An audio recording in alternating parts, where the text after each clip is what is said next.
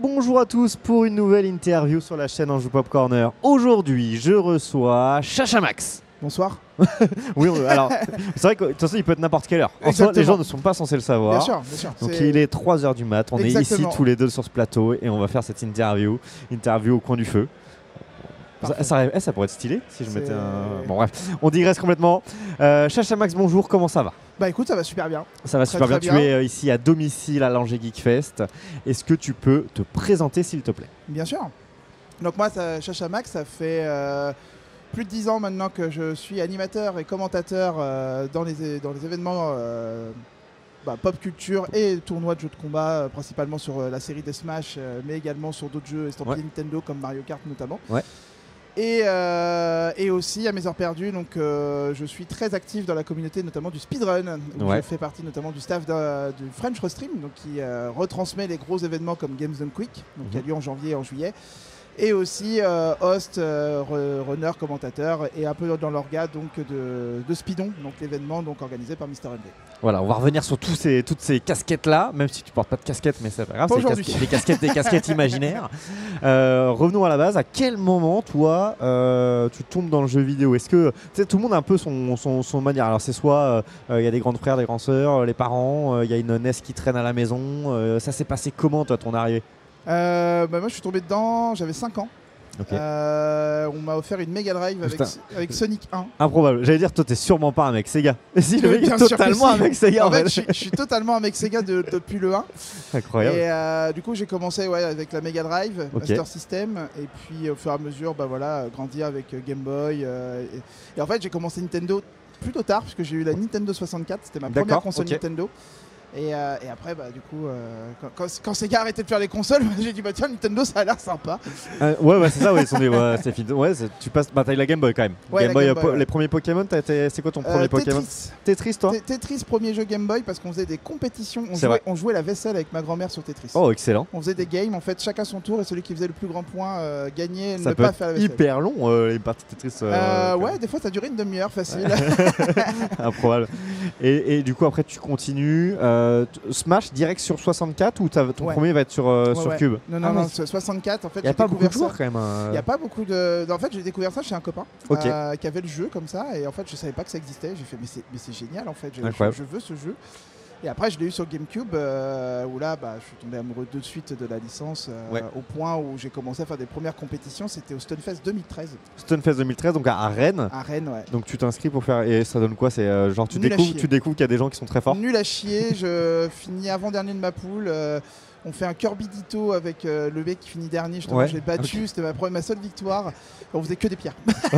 Vraiment le gameplay nul à chier. Et c'est là je me suis dit, parce que du coup, le fameux champion de quartier, tu bats tous tes potes. Oui, et là, tu te sens trop chaud. Exactement. Et là, tu arrives au tournoi, tu découvres la vie et tu fais ah ouais. Et en fait, plus que de découvrir le fait que tu as des joueurs super forts, tu as aussi une communauté qui est très fédératrice. Et donc, il y avait plein de gens que j'ai rencontrés durant cet événement.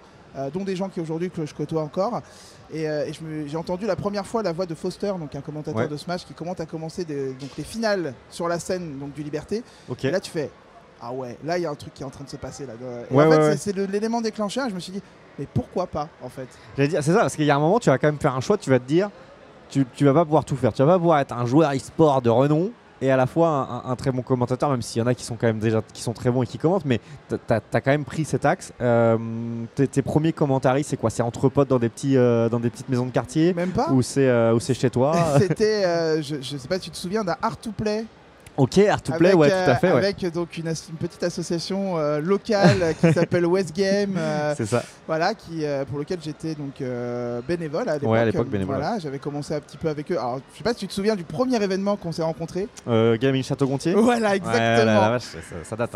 C'était il y a très très longtemps où en gros à la base je voulais juste participer au tournoi et en fait j'avais pas de moyens de transport ni d'hébergement et c'est donc Jonathan de West Game qui m'avait dit si tu acceptes de faire un peu de bénévolat avec nous, je t'héberge et je t'emmène, machin. Et donc, du coup, c'est comme ça qu'est venue l'aventure, à la fois dans le monde du jeu vidéo comme ça. Et le commentary derrière. Et après le commentary, parce qu'en fait, à un moment donné, il y avait un petit challenge Mario Kart et il me donne le micro, il me fait tiens, est-ce que tu veux commenter? Tu connais un peu Mario Kart? Je fais ouais, vite fait quoi. Et donc ça a commencé comme ça, et puis en fait ça m'a plu. Et depuis fil en aiguille, on a continué. Et ouais, le tournoi Smash, donc Art2Play, on a fait un... En fait, j'ai fait un react. En gros, il avait enregistré les finales et je les ai commentés par-dessus. Et on a balancé ça à la communauté, donc c'était des Nantais, qui étaient à l'époque très actifs sur Melee. Et donc un des joueurs donc très actifs aussi qui commençait à se mettre aux commentaires, il m'a fait un débrief, il m'a posé la question, c'est est-ce que tu as envie de faire ça de façon continue? Ouais. Et au début, j'ai pas su répondre. Et j'ai fait, bah pourquoi pas. Et là, il m'a donné plein de tips à corriger. Et du coup, j'ai adapté ça au fur et à mesure des années. Et voilà, aujourd'hui, j'ai pu en faire une passion plus que c'est devenu même quasiment un métier. Ouais. Et tu continues, toi, à t'enrichir, à regarder des commentaires, à dire ok, ça c'est cool, cette manière d'aborder les choses, etc. Et ça fait partie de ton quotidien. Et j'ai envie de tout de suite poser une deuxième question. C'est est-ce que tu travailles aussi l'adaptation? C'est vrai que tu vas pas commenter de la même manière un tournoi qui va s'adresser vraiment à un public averti versus un Angers Geek Fest où il y a beaucoup de familles. Ouais, bien sûr, c'est beaucoup d'adaptation et en fait c'est un peu ça sur lequel je travaille beaucoup. Moi je suis pas ce qu'on appelle un data analyst. Enfin, je ne vais pas te sortir la frame data de chaque personnage, je ne vais pas te sortir des explications vraiment trop techniques parce que c'est pas ma manière de faire. Moi ce que je veux c'est justement que les gens qui regardent comprennent et moi je pars toujours du principe que même si c'est un gros major, qu'il y a beaucoup de gens qui connaissent le jeu, qui connaissent tout, en fait il faut partir du principe que les gens ne connaissent pas. Ouais. Et donc le but c'est d'apporter en fait quelque chose de hype et pour moi la hype c'est pas spécialement de balancer des termes techniques à tir larigot, c'est juste de faire vivre ton match. Et moi aujourd'hui, même après plus de 10 ans, en fait les matchs je les vis comme si c'était la première fois. Et moi j'ai des phases de gameplay qu'on m'a reclippé où en fait je hurle, mais parce que la phase qui s'est passée, j'étais comme un fou quoi. Ouais, c'est ça. En fait tu prends le rôle, t'es dans le commentary, mais t'es dans l'ambianceur, dans le chauffeur de salle également quoi. C'est ça. C'est-à-dire qu'il y a toute une ambiance à mettre pour créer une explosion dans la salle, c'est ça? C'est ça, ouais, vraiment le but c'est que moi quand je vis le match je le fais vivre avec le public et il faut que le public il soit aussi chaud. C'est ça. On a parlé du coup de la partie commentary, tu continues aujourd'hui, notamment ici à l'Angers Geek Fest. C'est également la partie speedrun. À quel moment tu te dis j'ai pas le time quoi les gars, je vais finir ce jeu très vite? En fait non, c'est comme beaucoup de monde, j'ai découvert des vidéos YouTube donc, de 88 miles à l'heure, donc qui étaient vidéos donc, de commentaires de TAS, donc de tout la speedrun, donc c'est du speedrun assisté par ordinateur. En gros c'est des speedruns ultra optimisés parce que du coup les gens enregistrent les inputs, donc les touches, elles vont être jouées au fur et à mesure sur l'ordinateur, et en fait la console les réécrit après derrière. Et en fait en gros tu peux faire des trucs qu'un humain ne peut pas faire techniquement parce qu'on n'a pas 4 mains, mais par contre la manette peut la reproduire. Et donc j'étais fasciné par cette technique parce que tu vois Super Metroid fini en 10 minutes, tu comprends rien, tu fais ok d'accord. Et en fait les deux personnes, donc Rémi et Cœur de Vandal, t'expliquent un peu comment ça fonctionne à l'intérieur. Et je me suis pris d'admiration pour la discipline. Et en fait, la partie où je me suis vraiment mis dedans, c'était en 2016 parce que j'étais en convalescence. C'était en juillet 2016, je m'en rappellerai toujours. J'étais en convalescence parce que je m'étais pété la jambe. Donc pendant 3 mois, tu ne fais rien.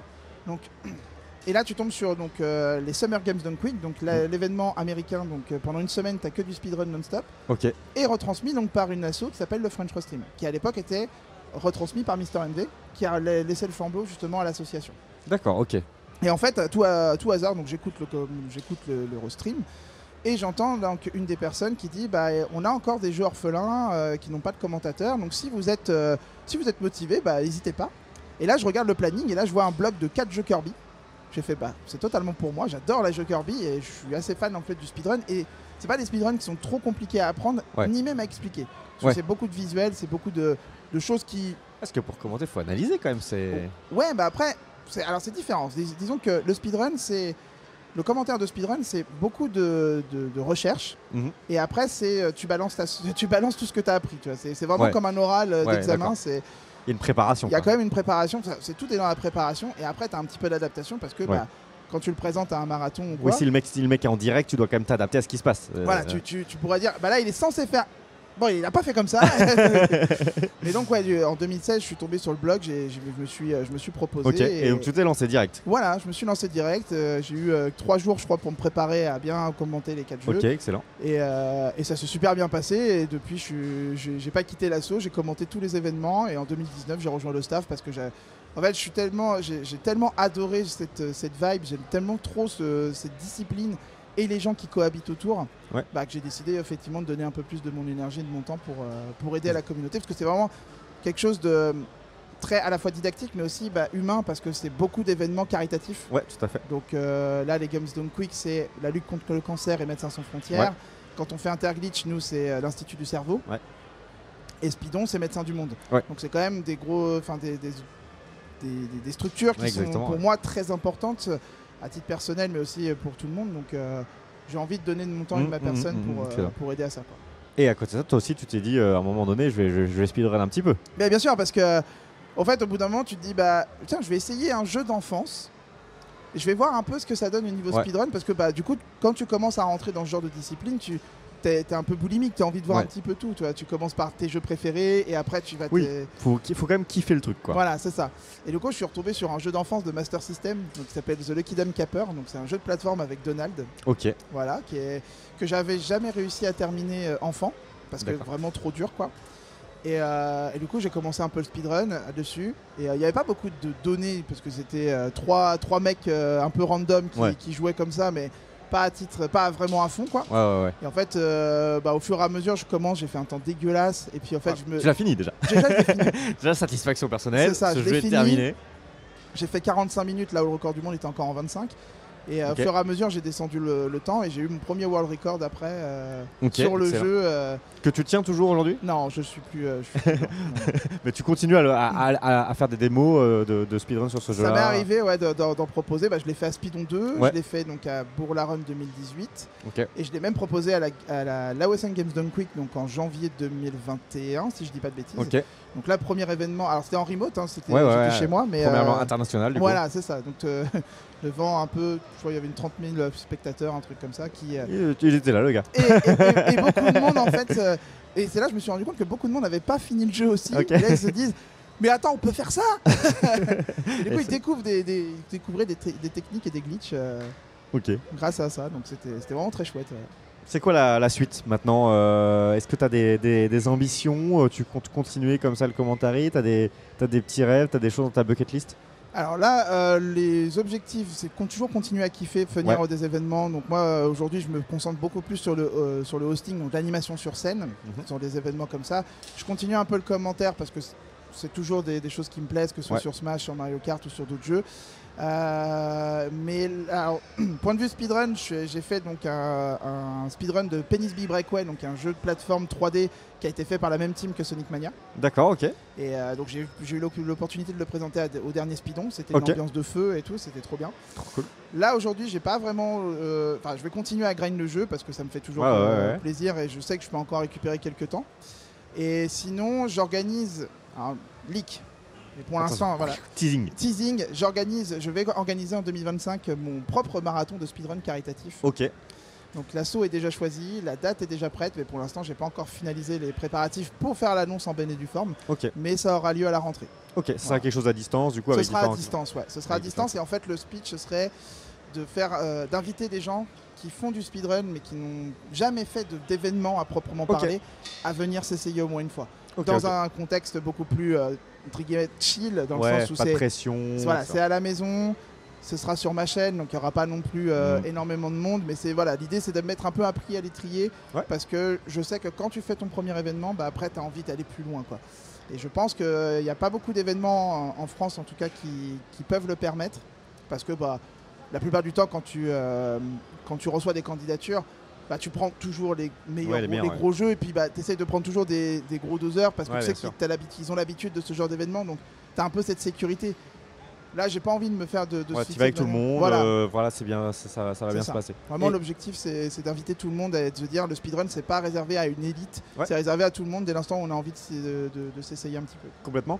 Tu parlais de ta chaîne Twitch, est-ce que tu fais d'autres types de contenus? On te retrouve un peu sur Twitch ou elle est un peu en stand-by? Non, j'essaye de développer beaucoup ma chaîne Twitch autour du speedrun. Donc j'ai deux émissions, on va dire deux grosses émissions que j'essaye de mettre en place. C'est Enquête de speedrun, où justement c'est une émission de talk avec, où on parle de speedrun avec les gens qui font vivre la communauté. D'accord, ok. C'est parti d'un postulat où il y a beaucoup d'émissions de speedrun, mais où les joueurs jouent. Et parlent un petit peu, mais comme ils sont concentrés, ils n'ont pas le temps de te répondre. C'est vrai que ça demande quand même un focus. Voilà, donc moi ça me plaît pas, j'ai envie de parler. En fait, moi j'adore parler, je pense qu'on l'a compris.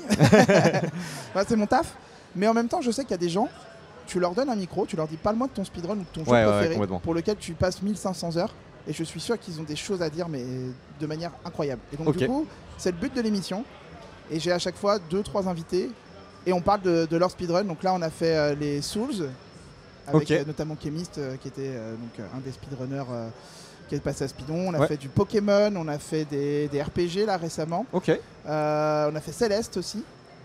Et c'est le rendez-vous est régulier, daté, etc. Alors, ou tu l'annonces sur tes réseaux sinon? J'essaye de l'annoncer assez rapidement sur mes réseaux sociaux, mais j'essaye de le faire une fois par mois. D'accord. C'est pas toujours évident, donc ça demande de la préparation. Voilà, c'est ça.